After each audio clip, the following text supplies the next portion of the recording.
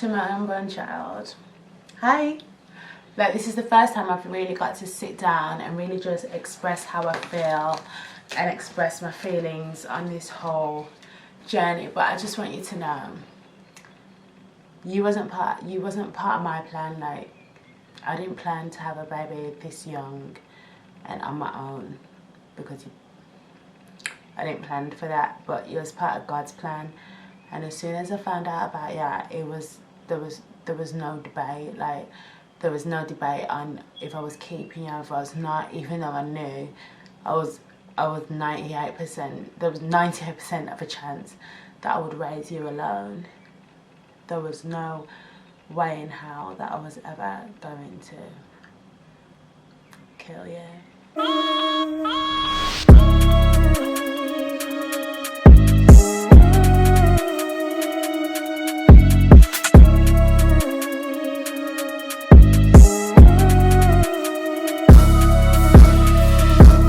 Hi guys, and welcome back to my channel. I know it's been a while, but I feel like we're gonna skip past the part when I'm like, I know it's been a while, but I'm gonna be better. Like, you'll see by my actions. I know I've been saying this for the last 3 years, but at the end of the day, I love you, so you love me.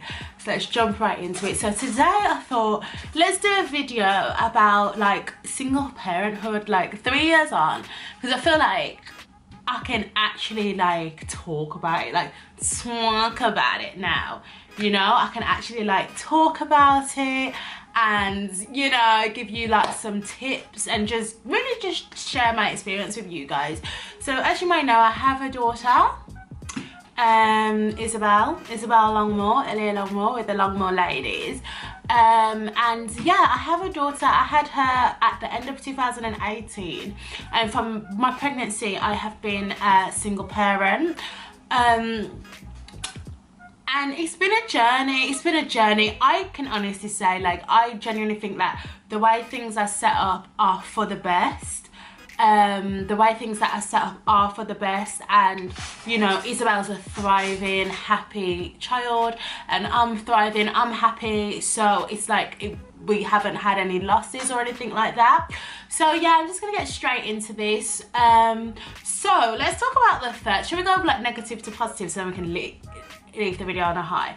So as you've seen in that video, like, if you're pregnant right now and you're because you know you're going to be raising this baby alone, you know you're going to be a single mother, I think the first thing I would say, the first tip would be acceptance.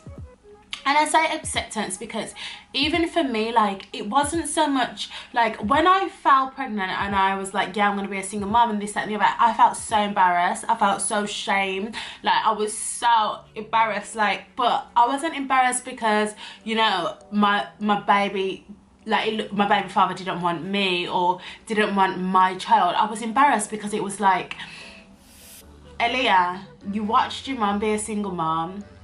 You watch your sisters be single moms. My older sisters on my dad's side. You've watched your dad have about 35 baby moms, and you've went and fell right into the same trap. So it was a lot. Like, I literally was like, oh, how did this even happen? Because I always thought I'd be, you know, the perfect family unit. Like, I thought I'd be co-parenting with my baby father, but in a way, like, I'm just existing. Do you know what I mean? Like, he takes on the role, he loves on. Do you know what I mean? So for me, like, getting over the initial shame, and it wasn't shame like, oh, ha ha ha ha, your baby dad don't want you. It was shame like, I can't believe I've fell into this trap, like the single mommy trap. So I think the best way to get over that shame is, you know, we can't plan everything. Like, we can sit and make plans about our life, but God will be like, okay, but that's not what's gonna happen, respectfully. I know you, I've known you from your mother's womb, I'm gonna know you till I meet you again on Judgment Day, so that's not how it's gonna work, you know? So I feel like just accepting, like, this has happened now, and what is the best thing I can do to make it work? My second tip would be better, never bitter. Sis, better, never bitter. Better, never bitter. I knew in order to forgive, in order to love my child properly, in order to love my child the best way she needs to be loved, and to not hold nothing against her, as a person, God told me you have to forgive her dad.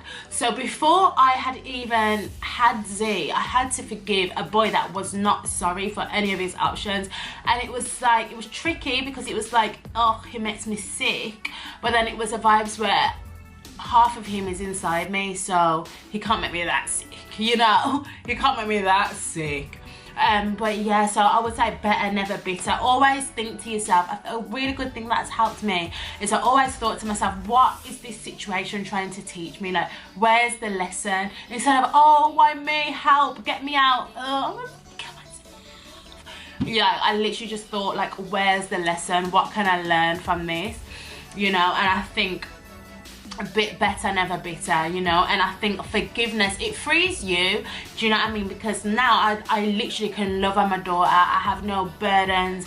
I never think like, oh, what if if anything, I feel sorry that, you know, it got to such a turmoil place, you know. And I think, you know, I could have, as an adult, like, I could have done things better and whatnot, but God's will always be done. There's things that will happen that only God will make it happen, so God's will always be done. So have comfort in that. So be better, never bitter, and just don't focus on just being the best mother. I think for me, I always thought with Z, like, I want to be the parent that I always needed. My love language is like physical touch, quality time, words of affirmation. They're my love languages with all my friendships, my relationships, my cousins. Like, that's my love language. That's how I like to be treated and appreciated. And my mum was the complete opposite. My mum was like, I'm gonna buy you this stuff, go live your life. You know, I'm gonna buy you the books, you walk to school. Do you know what I mean? She was never like an emotional, like.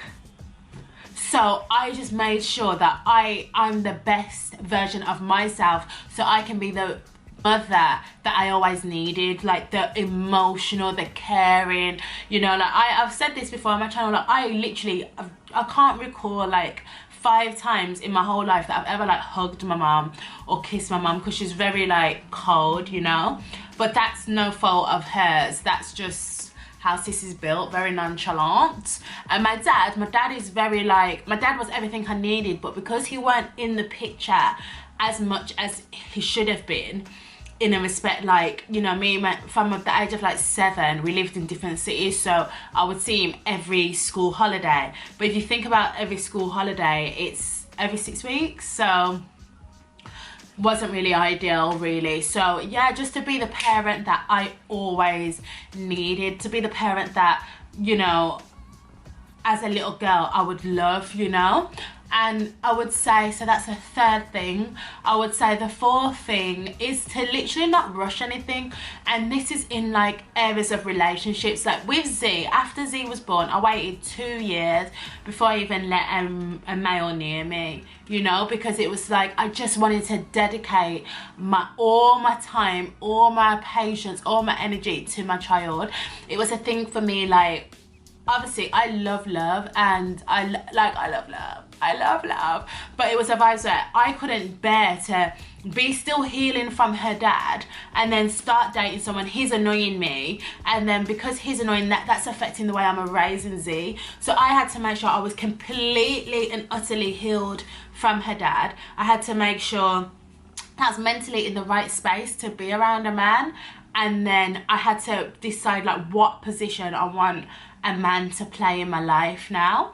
And when I've done those things, honestly guys, kroppen, they're absolutely amazing. Like, when it did happen, like when I did, you know, allow myself to start dating again and being back out there, it was the most healthy situation ever. And I love that, like, I love that. Another thing I would say is don't rush to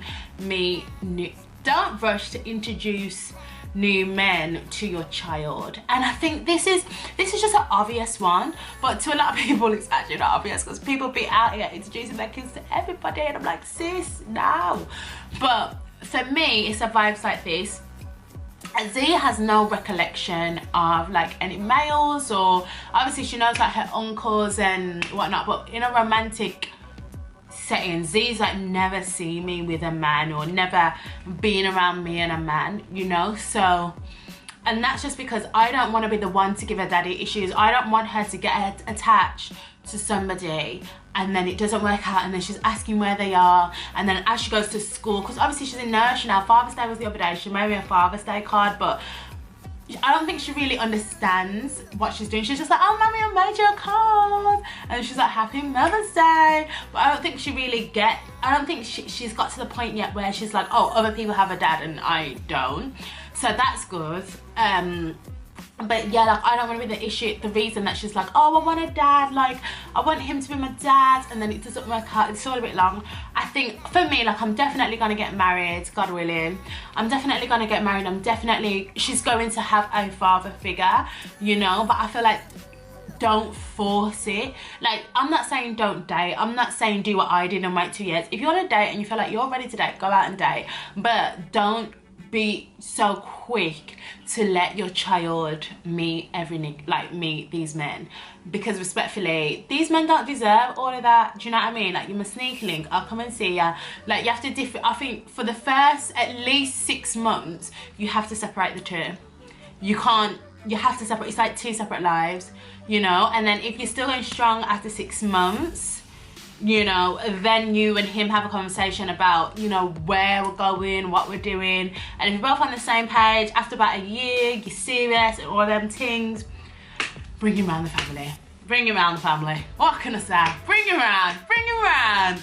I pray that, you know, all you single moms out there, you all have a support system and a support unit, because it's so important. It's so important. There'll be times, because, you know, my daughter does have a little bit of an attitude these days, so there'll be times when sis is big testing me. It's about long more. It's about long more. Get out my sight. You know what I mean? I have to, like, Paris, I'm bringing your daughter, your granddaughter to you, because she's doing a lot right now. You know what I mean? There's been times when I'm like, your granddaughter is bullying me, I'm bringing her over. So just having that support system is amazing. But yeah, like, I hope I touched on everything in this video. Fingers crossed I touched on everything in this video. Make sure you like, comment and subscribe. I'll be back in a few, maybe not months. I'll be back in a week. I'll be back soon with a new video. And yeah, I'll speak to you soon. I love you guys so much. Make sure you follow me on Instagram where we can be friends or whatever. And yeah, take care, angels.